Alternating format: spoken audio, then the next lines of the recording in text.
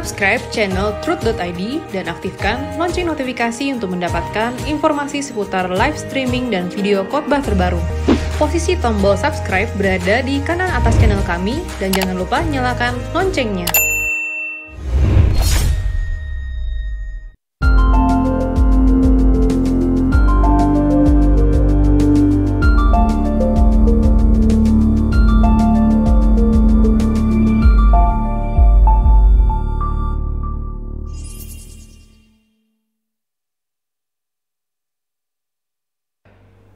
Shalom ibu-ibu wanita surgawi yang dikasihi Tuhan.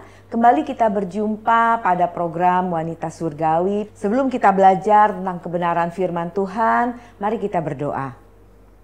Bapa, kami mengucap syukur kalau kami masih diberi kesempatan untuk kembali bertemu, untuk kami bersekutu bersama dan belajar mengenai kebenaran firman-Mu. Bekali kami Bapa, agar dalam segala hal kami tidak bersalah, kami tidak mengecewakan Engkau, karena kami menjalani, kami menaati apa yang Engkau mau kami lakukan. Terima kasih Bapa, kami sambut kebenaran firman-Mu dalam nama Tuhan Yesus. Amin. Ibu-ibu, cepat sekali rasanya waktu berlalu.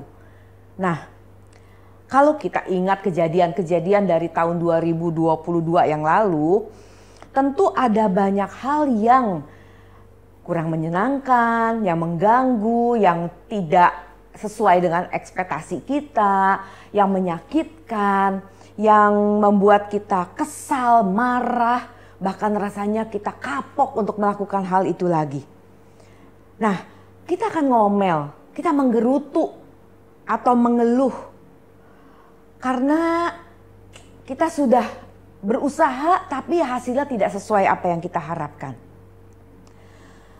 Menunggu adalah satu pekerjaan yang membosankan, yang menjemukkan. Ibu-ibu pernah menunggu untuk waktu yang cukup lama tapi ujung-ujungnya malah batal. Tentu kita kesal dan rasanya kita kapok karena waktu kita yang sangat berharga ini habis tanpa hasil. Nah, ibu-ibu mungkin ada yang mengikuti IG atau TikTok ya zaman sekarang. Ada satu istilah yang sedang populer di antara anak-anak muda, yaitu hade-hade. Nah, hade-hade itu satu buah ungkapan dalam bahasa Sunda yang artinya aduh kalau dalam bahasa Indonesianya. Itu diungkapkan ketika seseorang mengalami satu kekecewaan atau mengalami satu hal yang menjengkelkan. Misalnya orang yang tadi janji dengan kita jam 10 ternyata baru datang jam 12 tanpa berita. Ketika dia muncul atau dia datang pas ketemu kita ngomong, ada kamu tuh gimana sih kalau janji selalu meleset. Nah itu satu ungkapan hade aduh ya. Tentu kita juga pernah mendengar teman kita mengatakan, aduh saya kecewa berat loh dengan suami saya. Aduh saya rasanya gak kuat lagi menjalani ini semua. Nah orang Sunda biasanya mengeluh dengan kata hade. Nah kalau kita jujur ibu-ibu, banyak hal sebenarnya yang kita keluhkan itu merupakan kesalahan kita sendiri. Dan kita mencari kambing hitam supaya kita terlihat benar. Persis seperti gambaran orang Israel yang sering mengeluh selama perjalanannya menuju Kanaan. Padahal kita mengerti, kita membaca, kita tahu bagaimana Tuhan memimpin bangsa itu keluar dari Mesir dengan begitu ajaib. Bagaimana mereka dipelihara di dalam sepanjang perjalanan ini. Dikawal dengan tiang awan dan tiang api. Mereka mendapat makan mana. Mereka melihat mengalami laut terbelah. Tapi mereka masih sering mengeluh. Apakah seperti itu yang kita lakukan pada hari ini? Apakah kita juga seperti bangsa Israel yang sedikit-sedikit mengeluh? Emang gak boleh mengeluh? Oh boleh, Boleh ibu-ibu, kita boleh mengeluh, tetapi tentu ada batasannya. Mengeluh adalah hal yang wajar. Mengeluh juga merupakan salah satu cara untuk mengungkapkan, mengeluarkan keluh kesah kita, sehingga tidak jadi stres dan malah akan merusak kesehatan kita. Namun kalau kita sering mengeluh, apa saja dikeluhkan dari hal kecil sampai hal besar, nah ini yang tidak boleh. Yang kita kenal di Alkitab disebutnya sebagai bersungut-sungut. Dalam Alkitab kita dapati beberapa ayat tentang mengeluh. Ya, di kesempatan ini saya mau ambil dari Mazmur 142 ayat yang kedua. Daud mengatakan, "Aku mencurahkan keluhanku ke hadapannya.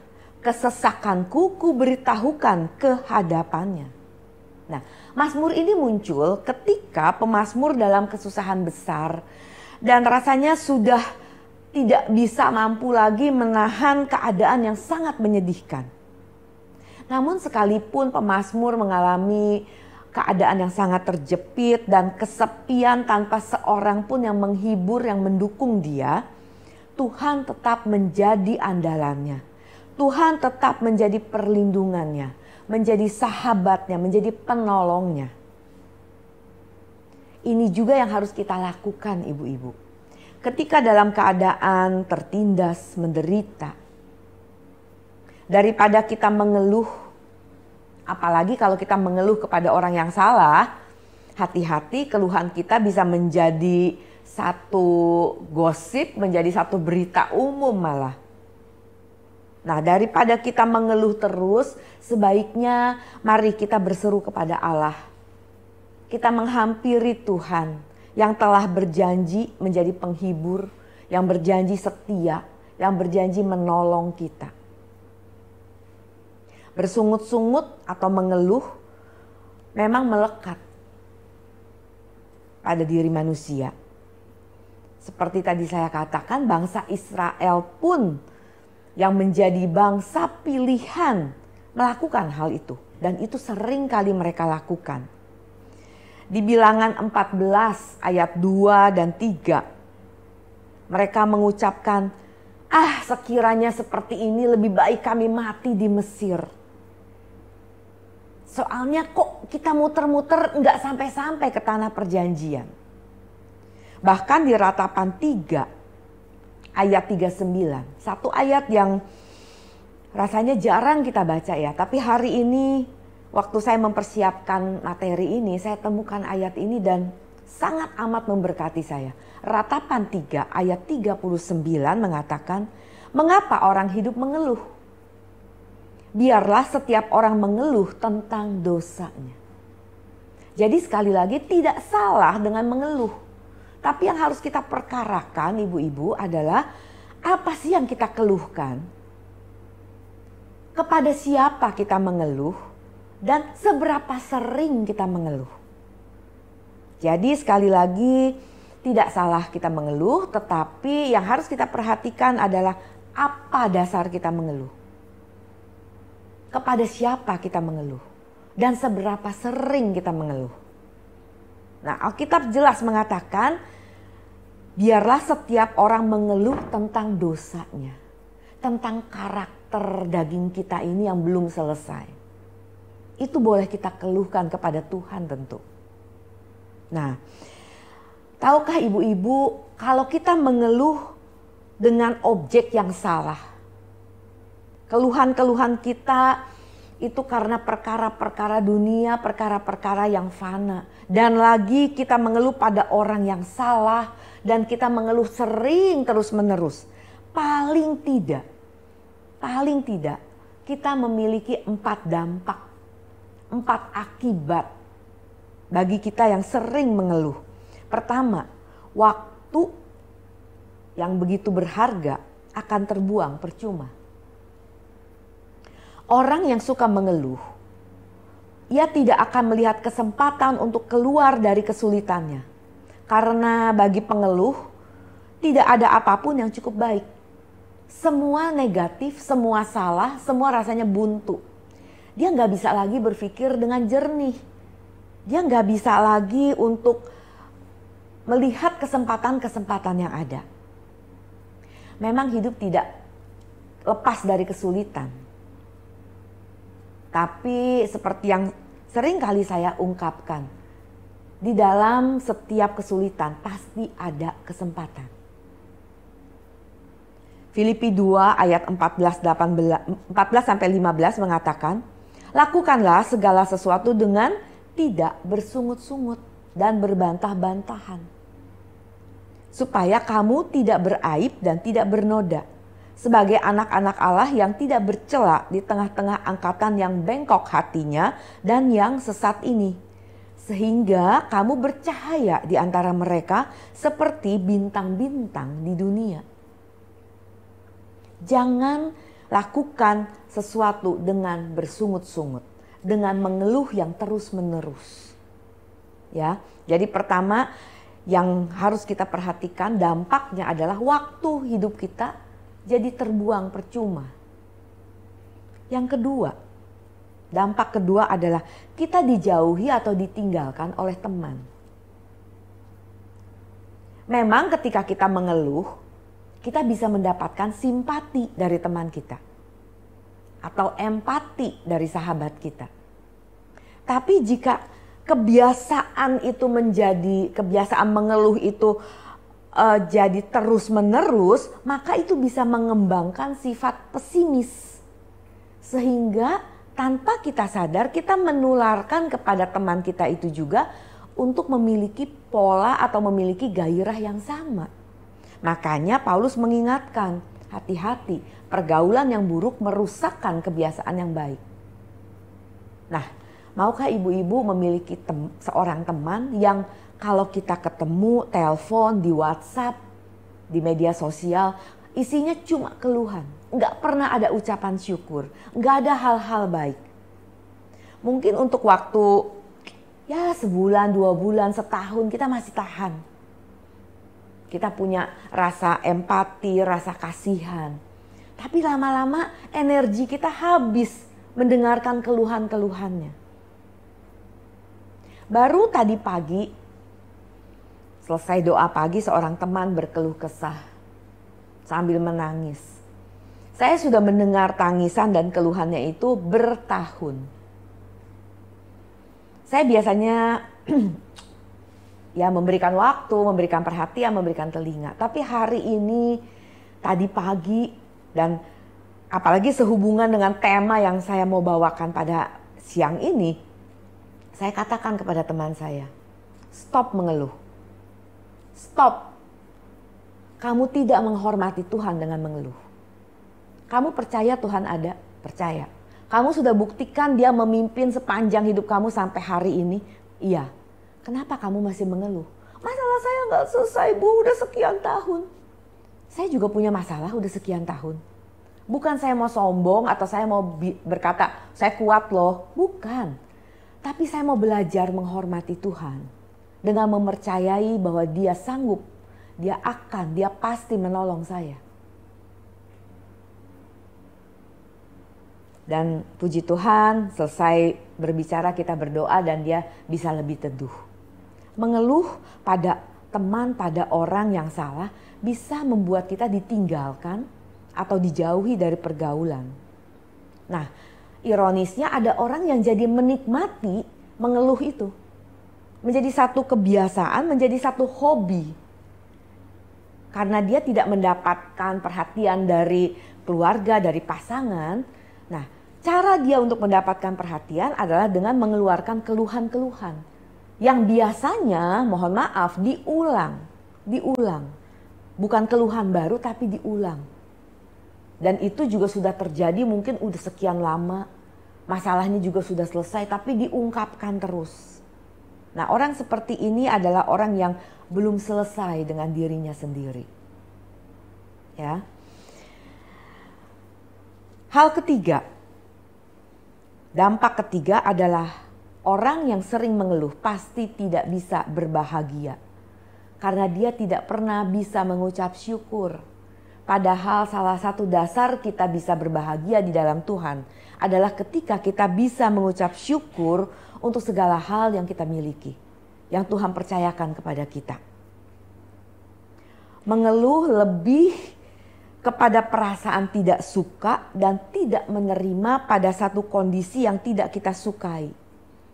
Sehingga kita lupa untuk mensyukuri begitu banyak berkat, begitu banyak nikmat yang Tuhan berikan. Bahkan lewat masalah. Seorang ibu yang saya temui di rumah sakit jiwa selalu mengucapkan sebuah nama. Saya ambil contoh ya, bukan nama sebenarnya. Dia mengeluhkan Bambang, Bambang, Bambang. Berkali-kali dia katakan itu. Lalu saya bertanya kepada pengawasnya, kenapa ibu ini, masih muda ibunya, kenapa dia selalu memanggil nama Bambang? Oh, dia ditinggal oleh Bambang. Itu pacarnya.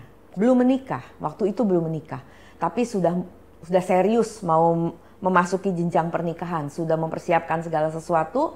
Lalu pacarnya beralih ke wanita lain.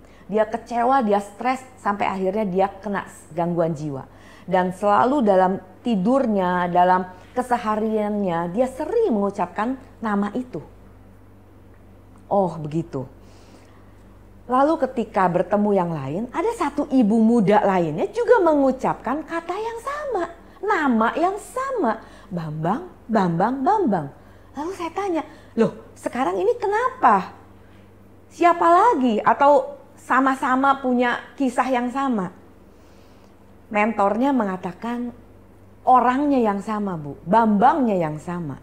Jadi rupanya ketika ibu pertama ini diputus oleh Bambang, dia menjadi gila. Sebabnya karena dia pindah ke wanita yang B ini, yang kedua ini.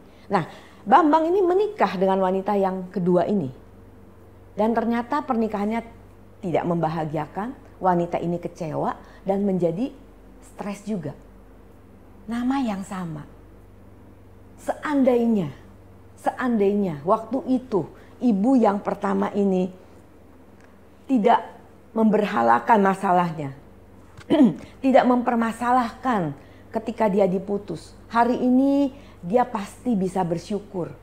Bukan mensyukuri nasib si ibu B, tapi dia bisa melihat, oh ternyata ketika Tuhan izinkan saya putus, ini menyelamatkan hidup saya. Kalau tidak, saya akan menjadi stres seperti ibu ini. Tapi karena ibu ini keburu tenggelam dengan masalahnya, dia juga ikut stres. Nah, apa yang kita keluhkan hari ini? Bisakah kita melihat dari sisi yang berbeda? Seperti Paulus mengajarkan, mengucap syukurlah dalam segala hal. Dalam segala hal ibu-ibu, bukan hanya pada waktu kita suka saja. Pada waktu duka pun, Paulus mengingatkan, ayo belajar mengucap syukur. Sebab itulah yang dikehendaki Allah di dalam Kristus Yesus bagi kamu. Yuk mulai sekarang kita belajar mengucap syukur. Nah, hal keempat, dampak karena kita mengeluh adalah bisa mempengaruhi kesehatan kita. Mengeluh, hadeh, hanya akan memperparah keadaan yang menghasilkan energi negatif. Yaitu berupa marah, berupa kesal, putus asa, kekecewaan. Yang akhirnya akan membuat kita semakin stres. Nah, karena pikiran kita terkontaminasi, terisi dengan hal-hal yang negatif, yang makin lama akan semakin keruh, pikiran itu membuat stres yang berkepanjangan. Tidak mampu berpikir jernih karena tadi keruh itu bisa menimbulkan emosi, sensitif, kehilangan semangat yang akhirnya membuat kekebalan tubuh kita menjadi menurun. Itulah sebabnya kita jadi mudah sakit. Itu dimulai dari pikiran kita.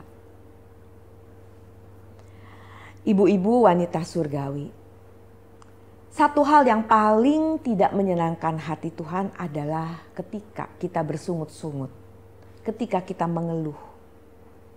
Bilangan 11 ayat 1 menuliskan seperti ini.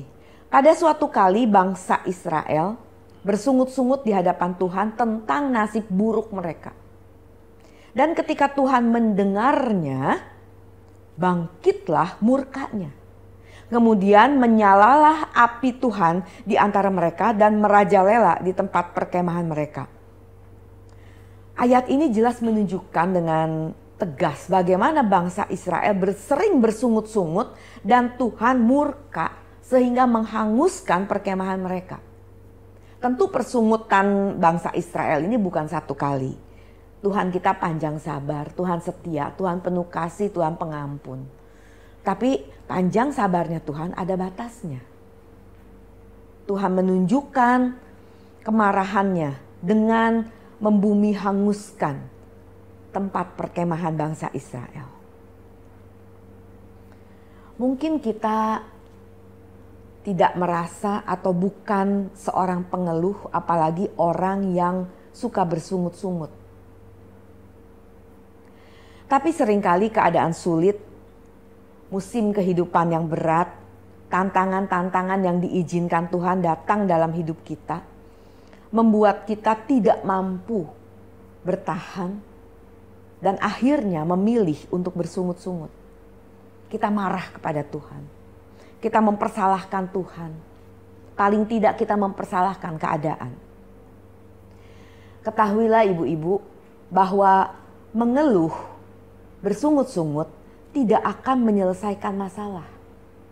Tidak membangun. Tidak membawa kita ke arah yang lebih baik. Maka ketika kita merasa ada di ujung keputusasaan dan kita dalam keadaan frustrasi, stres akan satu hal, di mana rasanya ingin sekali melampiaskan kekesalannya dengan membalas orang yang menjahati kita. Bukan hanya bersungut-sungut mengeluh di bibir saja, tapi ingin membalas dendam. Alih-alih kita melakukan hal itu yang bisa menimbulkan masalah baru, marilah kita belajar untuk bersabar. Kesabaran menuntun kita untuk bertekun dalam hidup dan mendapatkan kelayakan di hadapan Tuhan. Tentu ada banyak sekali ayat yang memperingatkan kita untuk tetap bersabar. Di layar bisa kita temui paling tidak ada 4-5 ayat. Tapi saya akan membacakan satu ayat dari Galatia 5 ayat 22 sampai 23 di mana kesabaran merupakan salah satu buah roh. Tetapi buah roh ialah kasih, sukacita, damai sejahtera, kesabaran, kemurahan, kebaikan, kesetiaan, kelemah lembutan, penguasaan diri. Tidak ada hukum yang menentang hal-hal itu. Karunia bisa diberikan tanpa harus melewati sebuah proses atau perjalanan waktu. Tetapi buah roh tidak bisa diperoleh dengan cepat. Itu perlu proses. Sama seperti buah dari sebuah pohon yang kita kenal sekarang. Kita tidak bisa menanam biji buah hari ini lalu besok kita bisa memetik hasilnya. Perlu proses. Dia perlu bertumbuh, kita perlu menyiraminya, kita perlu memupuknya. Jadi untuk memiliki buah roh dalam hal ini kesabaran, itu harus lewat sebuah pergumulan yang tidak singkat dan tidak mudah. Tapi bukan tidak mungkin, mungkin bahkan harus kita miliki. Orang sabar adalah orang yang mampu bertahan dan menunggu dalam penderitaan. Jadi orang sabar itu sebenarnya orang yang menderita. Sebab ia harus menahan atau menunggu sesuatu. 2 Timotius 4 ayat 5 mengatakan, tetapi kuasailah dirimu dalam segala hal, sabarlah menderita. Sabarlah menderita. Nah, untuk itu saya menemukan paling tidak ada 2 penguji kesabaran kita. Kita sabar apa enggak? Pertama, waktu. Mungkin kita bisa sabar untuk seminggu, 2 minggu menghadapi seseorang atau bertahan dalam keadaan ini. Tetapi untuk waktu 10 tahun, masihkah kita sabar? Orang sabar adalah orang yang dapat membuktikan bahwa dirinya mampu menunggu waktu yang tepat untuk melakukan sesuatu yang tepat pada waktu yang tepat.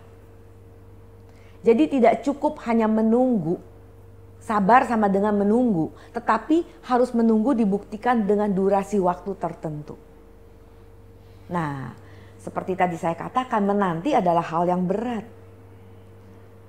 Dan menunggu begitu lama, menanti begitu lama bisa mematahkan semangat kita.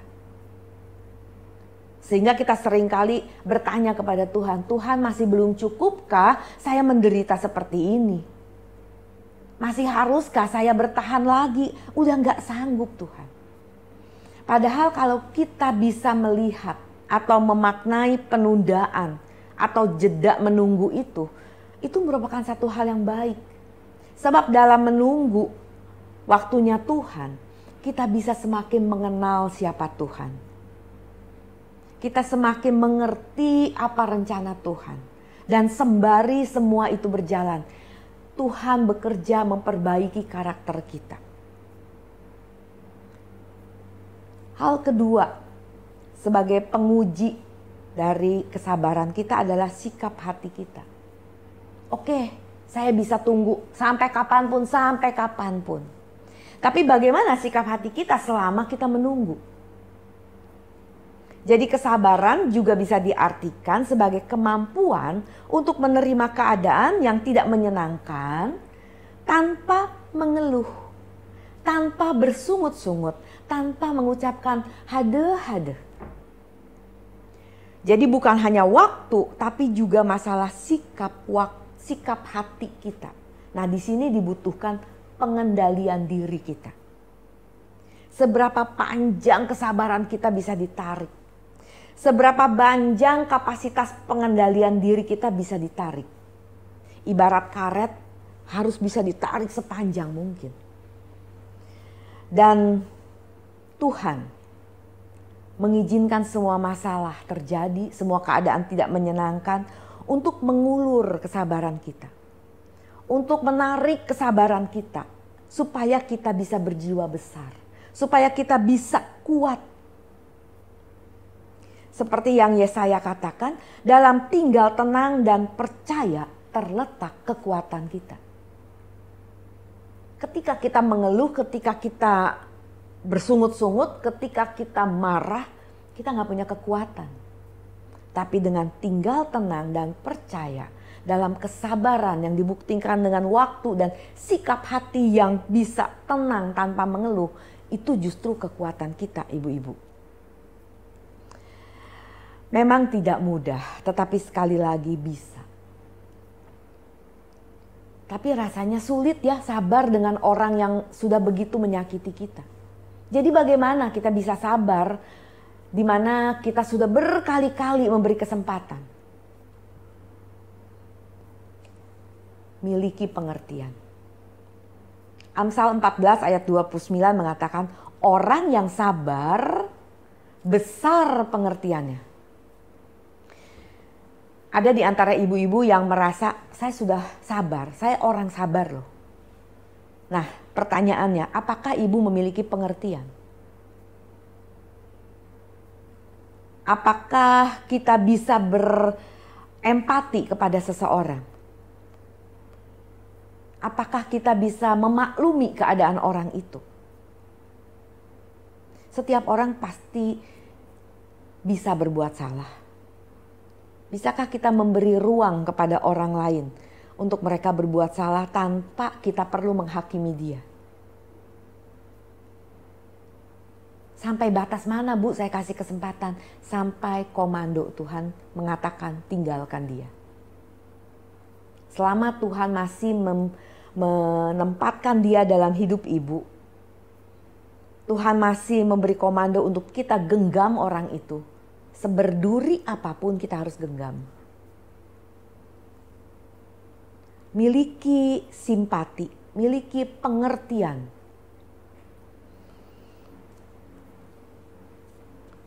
Yang kedua, berikan perhatian. Filipi 2 ayat 4 mengatakan, dan janganlah tiap-tiap orang hanya memperhatikan kepentingannya sendiri, tetapi kepentingan orang lain juga. Ibu-ibu sadar nggak bahwa Tuhan Yesus ketika beliau ada di dunia sebagai manusia, 12 muridnya, satu di antaranya akan menjadi pengkhianat. Tuhan Yesus tahu. Tuhan Yesus tahu bahwa satu di antara 12 muridnya akan berkhianat. Tetapi itu dinyatakan dalam Yohanes 6 ayat 70. Yesus berkata, bukankah aku sendiri yang telah memilih kamu yang 12 ini, namun seorang di antaramu adalah iblis. Nah, tapi pernahkah kita melihat, membaca, mendengar bahwa Tuhan Yesus memperlakukan beda? Tidak. Perlakuan Tuhan Yesus terhadap mereka semua sama. Kenapa? Karena Tuhan memberikan perhatian, memberikan ruang kepada mereka untuk mereka bisa jadi dewasa, lebih mengenal siapa dirinya. Ketika kita memiliki perasaan ilahi, maka kita akan merasa berduka atas kesalahan atau kelemahan orang lain. Kita tidak akan menghakimi mereka. Jadi alih-alih kita menyalahkan mereka, kita menghakimi mereka, mari kita mulai sekarang memberikan perhatian. Kita belajar mengerti kalau seandainya kita ada di posisi mereka, apakah kita akan berbuat hal yang sama? Jangan-jangan kita lebih jahat loh dari mereka. Yuk kita mulai bebenah. Kita mulai merasa compassion, merasa punya belas kasihan. Kita harus belajar untuk tidak terganggu dengan orang yang berbuat jahat kepada kita. Dan sebaliknya kita harus merasa terganggu ketika kita yang melukai mereka. Tapi keadaan sekeliling tidak membuat kita kehilangan damai sejahtera dan kebahagiaan. Maka ketika orang sekitar kita berbuat salah, kita mau mengampuni dan melupakannya. Tapi apabila kesalahan itu masih dilakukan sampai sekarang, mari kita bantu dia untuk memperbaikinya. Jadi kesabaran bukan hanya kemampuan untuk menunggu, melainkan juga untuk menjaga tingkah laku saat menunggu. Nah, ibu-ibu wanita surgawi, mari kita stop untuk mengeluh. Kita stop untuk menggerutu, untuk bersungut-sungut. Kita stop untuk hade-hade. Sebaliknya, mari kita mulai memperhatikan sesama. Ada banyak proyek yang Tuhan izinkan, yang Tuhan titipkan dalam hidup kita. Mari kita beri perhatian kepada mereka. Mari kita mulai mengerti posisi mereka. Sehingga kita pun mulai bisa bersyukur. Dan dengan bersyukur, di situ letak kebahagiaan kita. Jangan mengeluh lagi. Ya, kita belajar percaya, belajar tetap tenang. Kita mau jadi kuat bukan? Kita mau memasuki, kita mau menjalani, mengisi tahun 2023 sebagai wanita surgawi yang kuat, yang tangguh. Caranya apa? Jangan mengeluh. Stop mengeluh. Selalu bersuka cita di dalam Tuhan. Tetap tenang. Percayalah Tuhan beserta kita. Tuhan menjaga. Tuhan memelihara kita. Amin. Mari kita berdoa. Ampuni kalau selama ini kami lebih sering mengeluh daripada kami mengucap syukur Bapa. Tapi lewat kebenaran firman-Mu pada siang ini, kami menyadari bahwa lewat keluhan-keluhan, lewat gerutuan kami sejatinya sedang melukai hati-Mu. Ampuni kami, maafkan kami. Kami mau belajar untuk berhenti mengeluh. Dan kami akan mulai memperhatikan sesama.